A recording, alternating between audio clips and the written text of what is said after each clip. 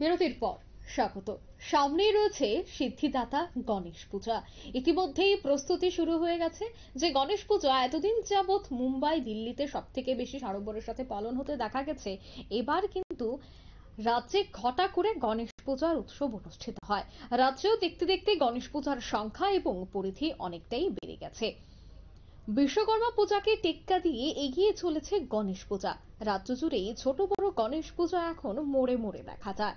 তবে আগরতলা শহরে বড় আকারে দু তিনটি পূজা প্রত্যেক দর্শনার্থীদের নজর কাড়ে। তার মধ্যে জ্যাকসন গেট স্থিত একদন্ত সামাজিক সংস্থার গণেশ পূজা দর্শনার্থীদের অনেকটাই মন কাড়ে।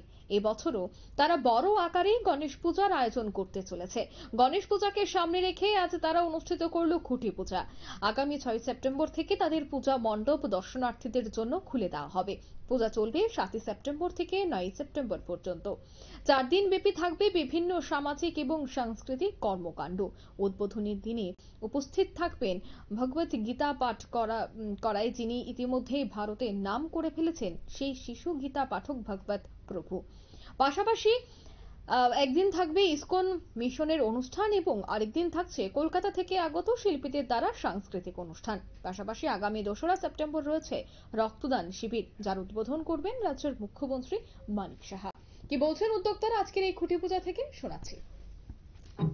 পুজো গত বছর গোটা রাজ্যব্যাপী সারা জেগেছিল আমাদের এই পুজো বিভিন্ন সামাজিক কর্মসূচির মাধ্যমে, এবং এবারও আমাদের পুজোয় বিভিন্ন সামাজিক কর্মসূচি থাকছে। যেমন সামনের মাসের 2 তারিখই আমাদের রক্তদান শিবির হতে চলেছে, এবং এবার পুজোর আমাদের যেটা বিশেষ আকর্ষণ, আমরা সবাই ফেসবুকে সোশ্যাল মিডিয়ায় একজন প্রভুজিকে চিনি, ভাগবত প্রভুজি, একদম ছোট্ট একটা বাচ্চা ছেলে, যার নাকি প্রথমে ওর মুখে শুনেছিলাম যে হাই হ্যালো ছোড়ো হরে কৃষ্ণা বলো। এই প্রভুজিকে আমরা আনার জন্য অনেক বৃন্দাবনের কন্ট্যাক্ট করেছি, করে ওনার যারা ম্যানেজার আছেন ওনাদের সাথে কথা বলে ওনাকে আমরা আনার ব্যবস্থা করেছি। উনি 6 তারিখ আসবেন, উনিও থাকবেন আমাদের উদ্বোধন অনুষ্ঠানে। উনি 7 তারিখ এখানে ওনার প্রোগ্রাম চলবে।